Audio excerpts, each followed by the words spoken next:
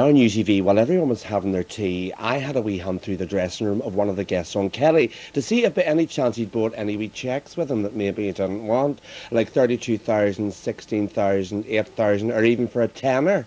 There was no nothing, so we'll just have to settle ourselves.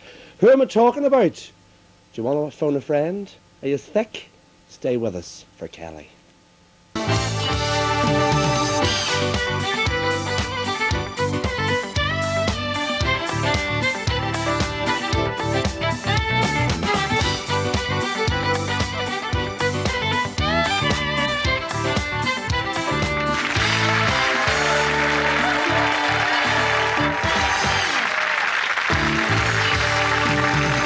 Ladies and gentlemen, please welcome Jerry Kelly.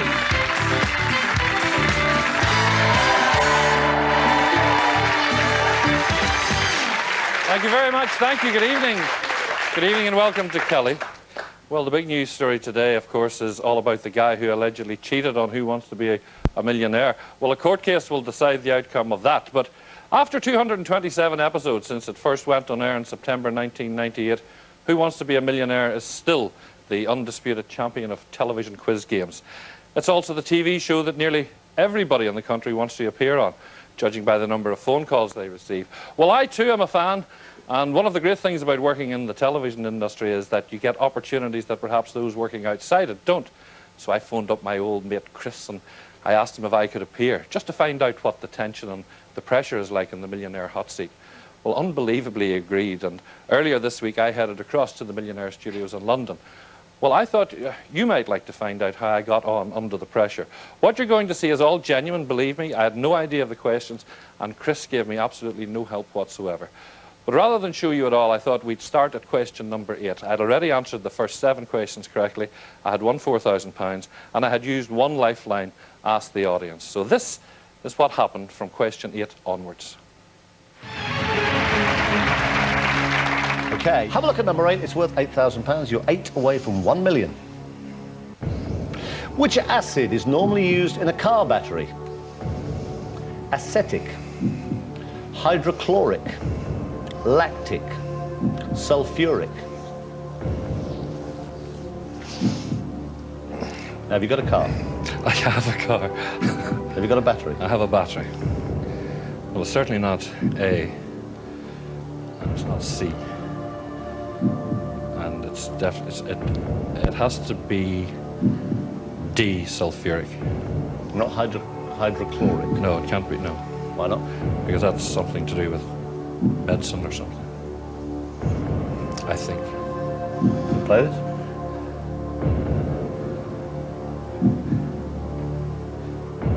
Yes, D, sulfuric. Final answer. Final answer. Jerry, you had £4,000. You just won £8,000.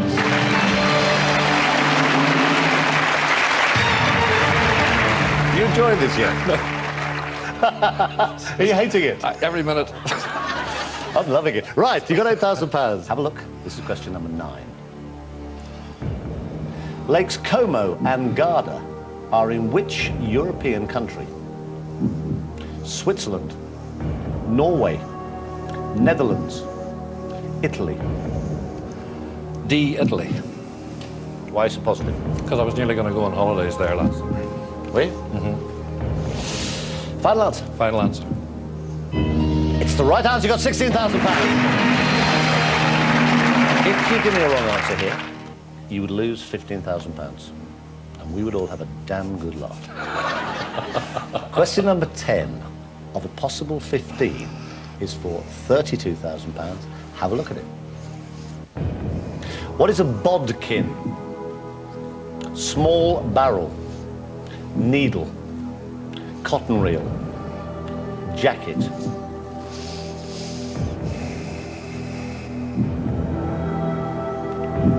What do you think?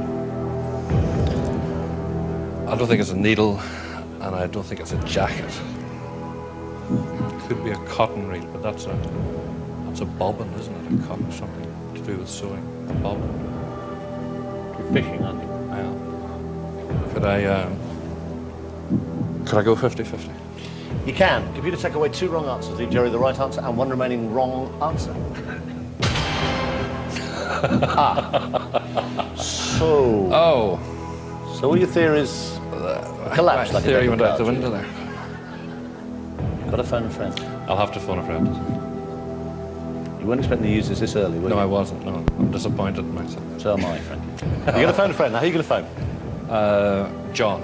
John. John who? John McGrath. Who's he?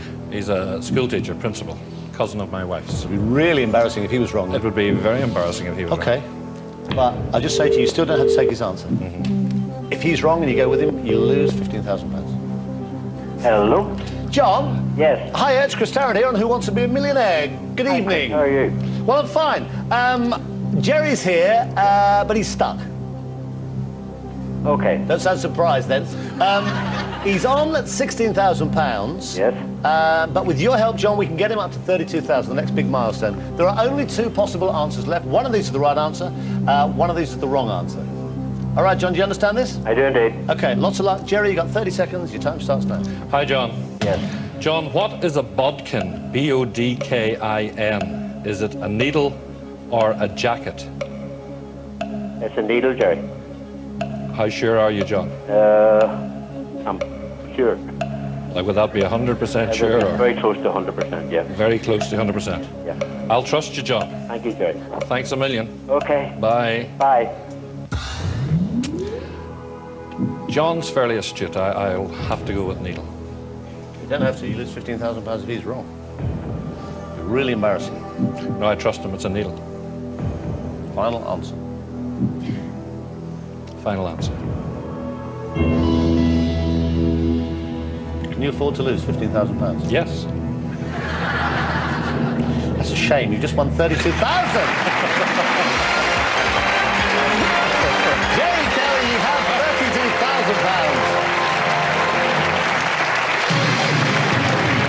£32,000. Feel good?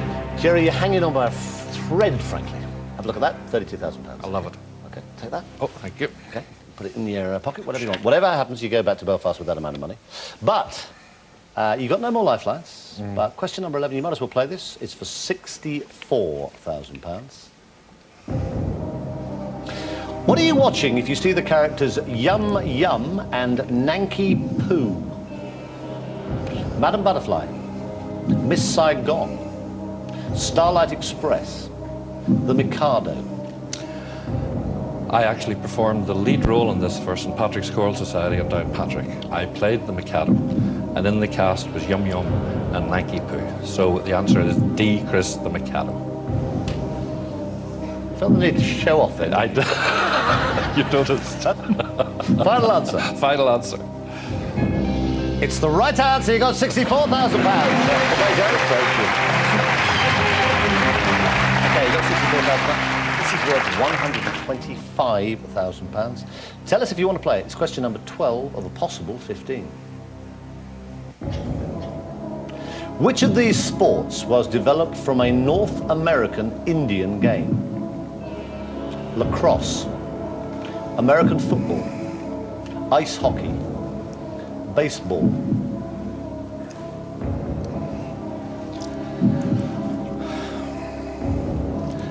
My immediate reaction is lacrosse. Why? I don't know. I just have some vague recollection of reading that lacrosse came from an American Indian game. Can I mention that one of your earlier immediate reactions was that the bodkin was no kind of needle? I know, but mention that. as you rightly say, I'm on a roll now. I think You're a bit of a roll. I am on a bit of a roll. Sort of mini roll. Saying to me, lacrosse? Final answer. Lacrosse. Final answer. Do you promise to run this on your chat show even if you're wrong? Promise.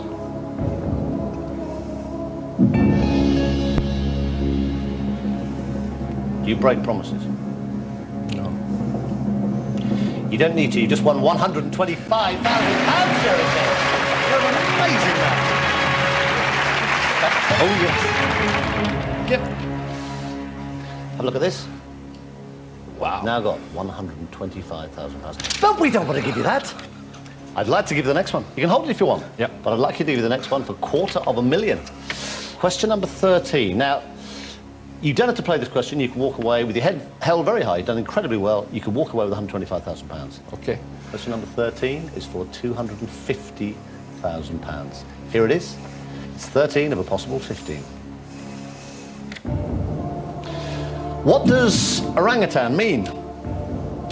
Tree dweller, man of the forest, leaf eater, jungle ape. This is for $250,000. Yeah. And I'm going to play B, man of the forest. Why?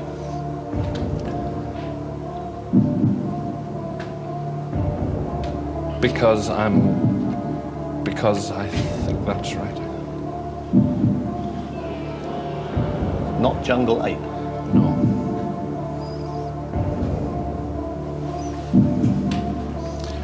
You know you lose Comes £93,000 if you're wrong. You don't have to play this question. You got a handsome cheque for £125,000. Now I'm going to play B, man of the forest.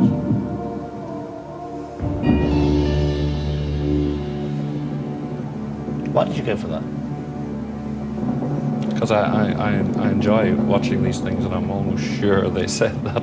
Oh, I'm wrong. Oh, I know I'm wrong. It's the right answer. You got £250,000. You've no idea how you got that answer. Nor have I. Bit of a state joke. Who would have thought? Well, certainly not me, having met you briefly. Now, there you are. Have a look at that. It's nice, isn't it? $250,000. Nice. $250,000. Right. Question number 14. You're 2 away from 1 million. Question number 14 is for you're shaking, Jerry. £500,000. Now, you've got $250,000. You can obviously walk away with that. It's a great result, actually. But if you go through this and give me a right answer, I'll happily give you a cheque here for £500,000. At that point, you'd be one question away from £1 million. If you give me a wrong answer, you lose £218,000. Question number 14 is for $500,000. You don't have to play this question, but have a look at it. What went on sale in Britain for the first time in 1900? Potato crisps, toothpaste, aspirin, Coca-Cola.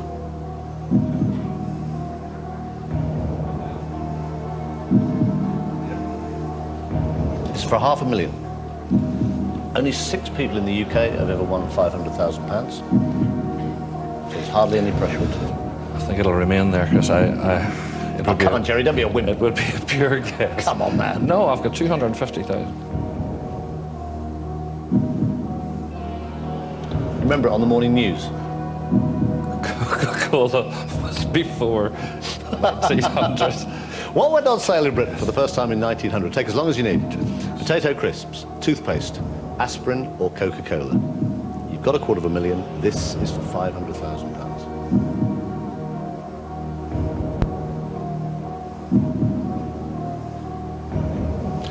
I couldn't. I won't. I'll take the money and run. Just supposing, you know, you had a bit of an inkling. What would you go for? Aspirin for some unknown reason.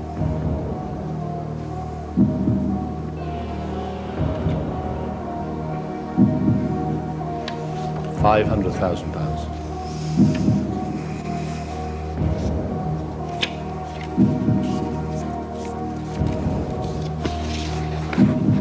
I think I'll go. You haven't got a hope. I think I'll go. Final answer. It told me you had a core of No. steel, Jerry. I'm going to play aspirin. What? Playing aspirin. Final answer. You got Yes. £250,000. You lose Yeah. £218,000. Yeah. C, aspirin, Chris.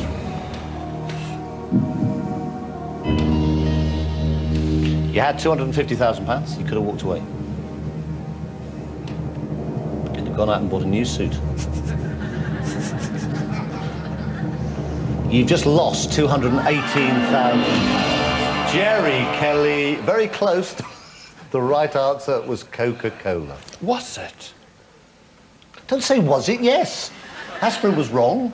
Don't just go storming off. Thanks, Chris. Well, give him a big hand. Jerry Kelly goes away without the cheque for £32,000, which I've still got here. Give him a big hand. Jerry Kelly goes away. We'll post it for £32,000.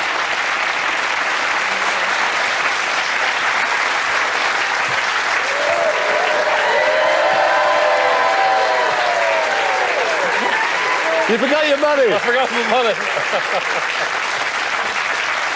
You were absolutely Mr. Cool. You were terrified. I was absolutely... Can I cash this? Yeah.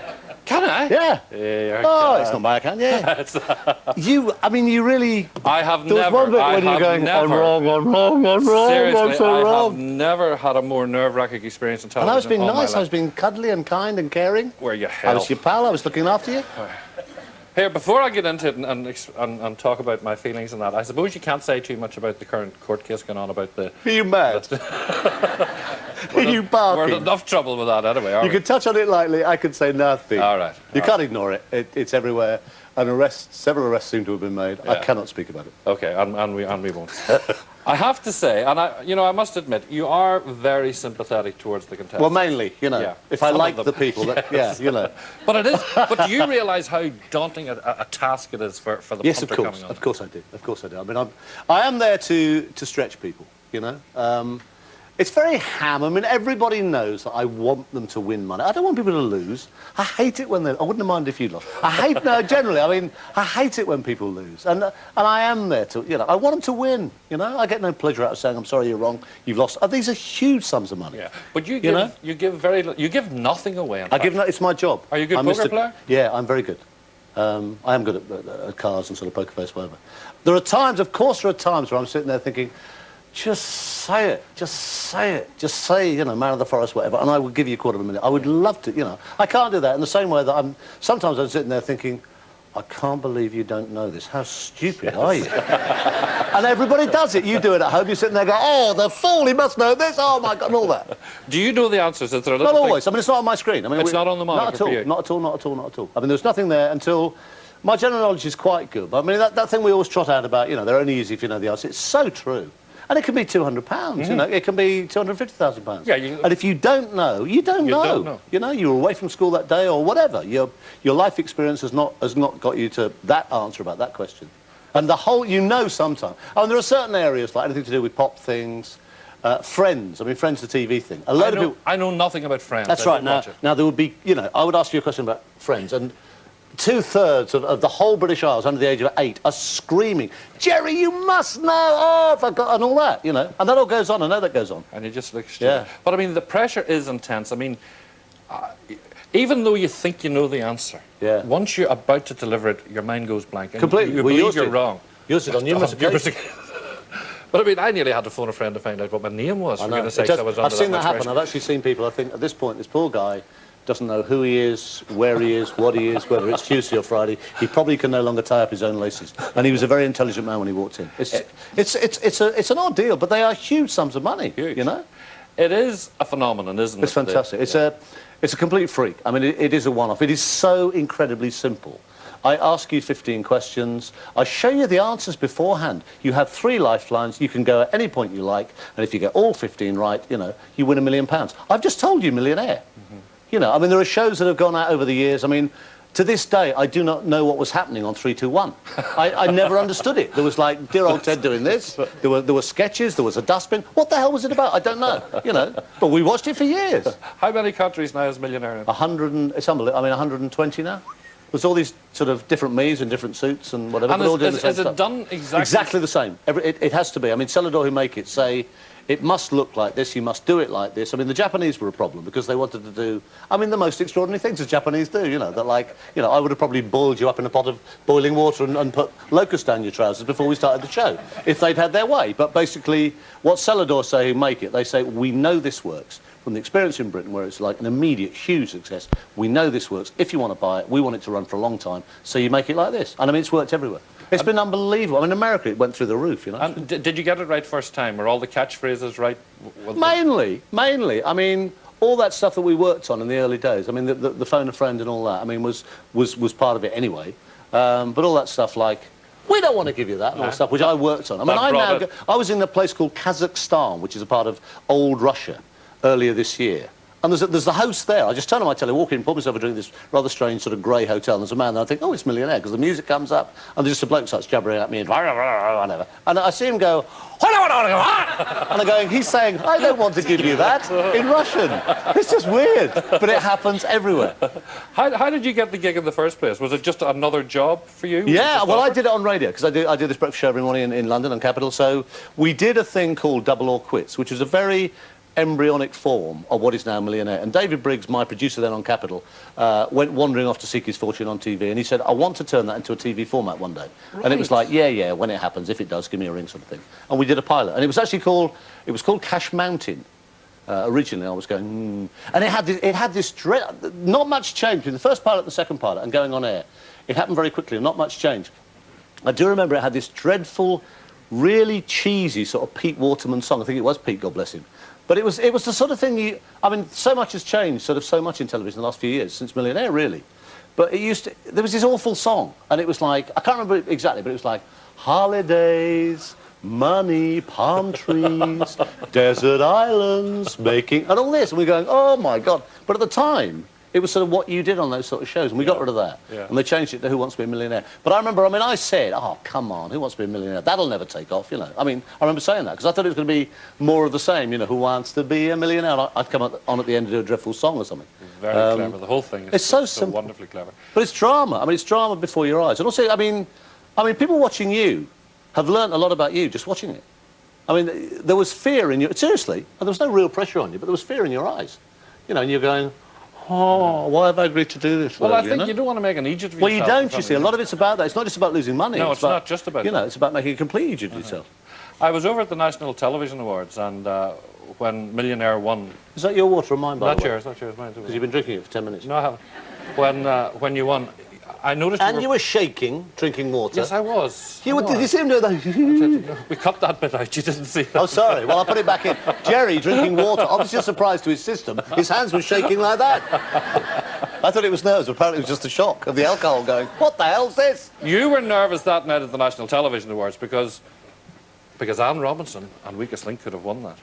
And you would have been upset had she won that. I'd have been fine about it. She's a marvellous, marvellous woman. I admire her enormously. I think she does a great job. Now, can I ask you the question again? What? It would have been hard. Year 3, I mean, 3 out of 3 is fantastic, actually. I have to say this year, I mean, though it's like a national vote, you think, well, I wonder who the national, you know, who actually those voting people are. It would have been hard to sit there, you know, with a big smiling face going, well done, Anne, you know, that's the main thing, well done. It would have been hard, of course it would have been hard. But it's only a television show. It's not a very good one, though. I don't mean that unkindly, but it's crap. It's not very good. It's hugely overhyped. It's not, I mean, I said to you how effective and how successful and how instant and how simple Millionaire is. It is a one-off. Yeah. And all these shows that have followed since, I mean, this is not me crowing grandly, this is just me saying sort of like, objectively, they are not as good. They all have the blue-looking set, they all have the music underneath, they all have all that stuff, all the shows that have come since. America for the Weakest Link would not have happened without Millionaire going over there first. That's and like true. going to That's the roof true. and all that I stuff. thought, yeah. So they're trying to find some sort of rival, whatever. There's a huge hype about it. I mean, good luck in the end to Anne, but I just think it is not as good a show. No way. I mean, Millionaire is a freak show. It's an exceptional, one-off, extraordinary achievement. And we're very proud of it, and I enjoy it. Well, quite rightly too. Chris Tarrant is a workaholic. Like, he's got his radio show in Capital. He works an 18-hour day, especially when he's doing Millionaire as well. You're relaxed by fishing. And you've been over here a lot. I come over here a lot. I love it over here. Who switched on the Christmas tree lights in Balahi last year? Mr. Christopher Tarrant, sir. And how many people turned up to see you switching? Oh, thousands! Thousands! This guy, who I know quite well, he and I take a drink occasionally in the evenings there, and it's his very large house, and he said, would you like another glass of port? And I was going, yeah, I'd like a glass of port more than anything in the world. He said, there's a condition. I go, fine, whatever, name me or whatever. And he said, will you turn the lights on in this, I mean, very small, very nice, but very small, charming little local town called Balathi, you know. He said, I've got to do Santa Claus this year anyway. Just come along, be me, mate, take you 2 minutes, whatever. So, fine. So, yeah, whatever. 24 hours later, the Bush telegraphed that Mr. Tarrant was turning on the lights. There was probably this entire, there were hundreds of thousands of people going, it's him, phone a friend, 50-50. I mean, the whole bit. It was fun. It was like some sort of mad rock concert. It took an hour and a half to get from where Richard parked Santa's sleigh in the pouring rain to basically the centre of Malathi, which is about, well, it's about from me to you. It wouldn't be that far.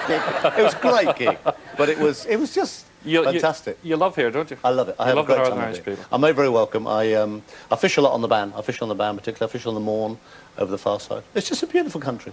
I have good times here. And you trust us, and we trust you, because I know you lost your wallet when you were here. Well, now you see, that's a very Irish thing. I lost my wallet somewhere on my way down to Toon Bridge, because, you know, I was all over the place, and I was in a hurry to go fishing and stuff, and I wanted a couple of beers with the lads, and got to the pub, and it was the usual, come on, Tarrant, get him in. And I go, yeah, and it's like, oh, wow, you're not going to believe this, I haven't, and they're going, yeah, right. So, you know, we got through the night's drinking without me spending a quid, which is fine, which is a result.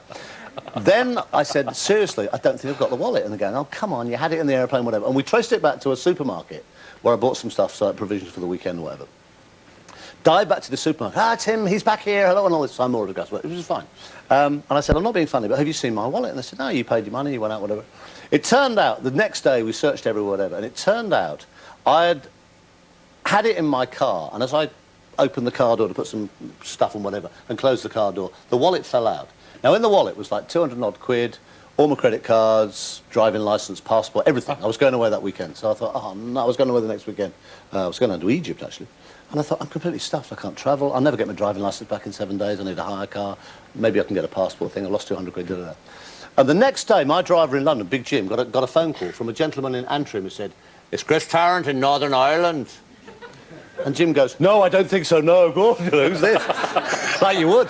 And he said, I think he is, I've got his wallet on my table.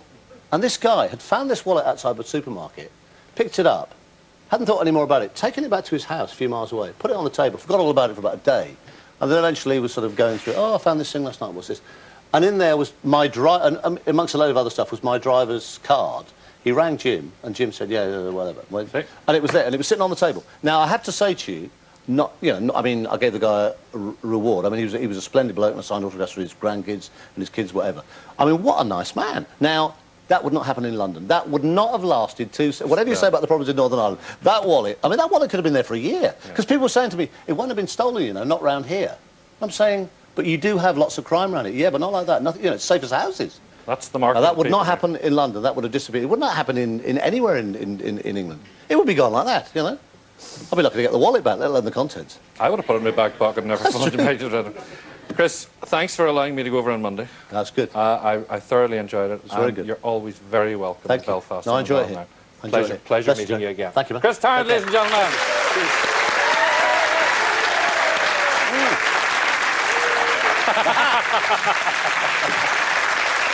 Okay, we're going to